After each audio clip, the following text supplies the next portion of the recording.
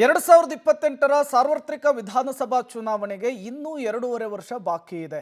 ಈ ಬೆನ್ನಲ್ಲೇ ರಾಜ್ಯ ರಾಜಕಾರಣದಲ್ಲಿ ಟಿಕೆಟ್ ಹಂಗಾಮ ಜೋರಾದಂತೆ ಕಾಣಿಸ್ತಾ ಇದೆ. ಹೌದು, ಮೈಸೂರು ಜೆಡಿಎಸ್ನಲ್ಲಿ ಕ್ಷಿಪ್ರ ಕ್ರಾಂತಿ ಆಗ್ತಾ ಇದೆ.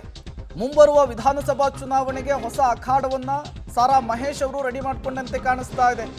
ಜಿಟಿ ದೇವೇಗೌಡರ ವಿರುದ್ಧ ಸಮರವನ್ನ ಸಾರಿದ್ದಾರೆ ಜಿಲ್ಲಾ ನಾಯಕರು.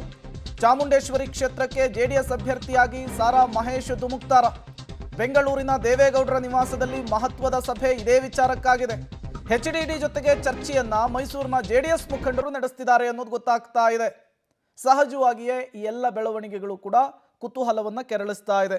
ಸಾರಾ ಮಹೇಶ್ ಜೆಡಿಎಸ್ನ ನಾಯಕರು, ಎಚ್ಡಿಡಿ ಕುಟುಂಬದ ಜೊತೆಗೆ ಆಪ್ತರಾಗಿರೋರು. ಬಟ್ ಇದೇ ಜಿಟಿ ದೇವೇಗೌಡರು ಜೆಡಿಎಸ್ನಲ್ಲಿದ್ದರೂ ಕೂಡ ದಳಪತಿಗಳಿಂದ ಅಂತರವನ್ನು ಕಾಯ್ದುಕೊಂಡಿದ್ದಾರೆ. ಕಾಂಗ್ರೆಸ್ ಜೊತೆಗೆ ಅವರ ಸಖ್ಯ ತುಂಬ ಹತ್ರ ಆಗ್ತಾ ಇದೆ. ಹಾಗಾಗಿ ಏನಾಗುತ್ತೆ ಅನ್ನುವಂತಹ ಕುತೂಹಲ. ಡೀಟೇಲ್ಸ್ ಅನ್ನು ಕೊಡೋದಕ್ಕೆ ಸುಖೇಶ್ ನೇರ ಸಂಪರ್ಕದಲ್ಲಿ ಜಾಯಿನ್ ಆಗಿದ್ದಾರೆ. ಸುಖೇಶ್, 28ರ ಚುನಾವಣೆಗೆ ಇನ್ನೂ 2.5 ವರ್ಷ ಬಾಕಿ ಇರುವಂತಹ ಸಂದರ್ಭದಲ್ಲಿಯೇ ಸಾರಾ ಮಹೇಶ್ ಅವರ ಈ ಚುನಾವಣೆಯ ಸ್ಥಾನಪಲ್ಲಟದ ವಿಚಾರ ಮುನ್ನೆಲೆಗೆ ಬರ್ತಾ ಇರೋದು ಯಾಕೆ? ದಳಪತಿಗಳ ನಿಟ್ಟಿನಲ್ಲಿ ಈ ವಿಚಾರದಲ್ಲಿ ಏನೆಲ್ಲ ಬೆಳವಣಿಗೆಗಳಾಗ್ತಾ ಇದೆ ಅಂತೇಳಿ ಸುಖೇಶ್? ಸಹಜ, ಯಾಕಂದ್ರೆ ಈ ಜಿಟಿ ದೇವೇಗೌಡರಿಗೆ ತಮ್ಮ ಪಕ್ಷದ ನಾಯಕರ ಜೊತೆಗಿರುವಂತಹ ಅಸಮಾಧಾನ ಅದು ಎಲ್ಲೋ ಒಂದ್ ಕಡೆ ಶಾಸಕಾಂಗ ಪಕ್ಷದ ನಾಯಕನ ಆಯ್ಕೆಯ ವಿಚಾರದಲ್ಲಿ ಅವರಿಗೆ ಅವಕಾಶ ಸಿಗಬಹುದು ಜೆಡಿಎಸ್ನ ಶಾಸಕಾಂಗ ಪಕ್ಷದ ನಾಯಕನಾಗಿ ಅನ್ನುವಂಥ ಲೆಕ್ಕಾಚಾರ ಇತ್ತು.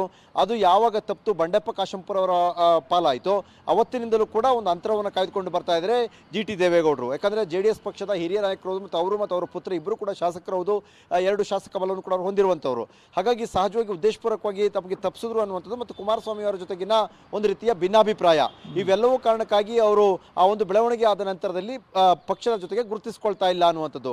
ಹಾಗಾಗಿ ಜಿಟಿ ದೇವೇಗೌಡರ ಸ್ಥಾನಕ್ಕೆ ಅಲ್ಲಿ ಜೆಡಿಎಸ್ನ ಸ್ಟ್ರಾಂಗ್ ಬೇಸ್ ಇದೆ, ಅಲ್ಲಿ ನಾವು ಗಟ್ಟಿಯಾಗಿ ಪಕ್ಷವನ್ನು ಕಟ್ಟಬೇಕು ಅನ್ನುವಂಥ ಲೆಕ್ಕಾಚಾರ ಮತ್ತು ಸಾರಾ ಮಹೇಶ್ ಅವರಿಗೆ ಅಲ್ಲಿ ಸಾಕಷ್ಟು ಒಡನಾಟ ಇರೋದ್ರಿಂದ ಮೈಸೂರು ಭಾಗದಲ್ಲಿ ಮತ್ತು ಅವರು ಮೈಸೂರು ಜಿಲ್ಲೆಯ ಪ್ರಮುಖ ಜೆಡಿಎಸ್ ನಾಯಕರು ಆಗಿರೋದ್ರಿಂದ ಅವ್ರನ್ನ ಅಲ್ಲಿಗೆ ಶಿಫ್ಟ್ ಮಾಡಿಕೊಳ್ಳೋ ಮೂಲಕವಾಗಿ ಒಂದು ಕೌಂಟರ್ನ ಮಾಡಬೇಕು ಅನ್ನುವಂಥ ಲೆಕ್ಕಾಚಾರದಲ್ಲಿ ಇದ್ದಂತೆ ಕಾಣಿಸ್ತಾ ಇದೆ. ಹೀಗೆ ಎಲ್ಲ ವಿಚಾರಗಳನ್ನ ಒಳಗೊಂಡಂತೆ ಮತ್ತು ಜಿಟಿ ದೇವೇಗೌಡರ ಪಕ್ಷದಿಂದ ಅಂತರ ಕಾಯ್ದುಕೊಂಡು ಮುಂದಿನ ದಿನಗಳಲ್ಲಿ ಪಕ್ಷದಲ್ಲಿ ಅವರು ಇರುವಂಥದ್ದು ಕೂಡ ಗ್ಯಾರಂಟಿ ಇಲ್ಲ ಅನ್ನುವಂಥ ಕಾರಣಕ್ಕಾಗಿ 2.5 ವರ್ಷಗಳ ಮುಂಚಿತವಾಗಿಯೇ ಬಹುಶಃ ಜೆಡಿಎಸ್ನಲ್ಲಿ ಸಿದ್ಧತೆಗಳು ಆರಂಭವಾದಂತೆ ಕಾಣ್ತಾ ಇದೆ ಮತ್ತು ಜೆಡಿಎಸ್ನ ಭದ್ರಕೋಟೆ ಆಗಿರುವಂಥ ಕ್ಷೇತ್ರಗಳಲ್ಲಿ ಅದನ್ನು ಉಳಿಸಿಕೊಳ್ಳಲೇಬೇಕು ಮುಂದಿನ ದಿನಗಳಲ್ಲಿ ಒಂದು ಸವಾಲು.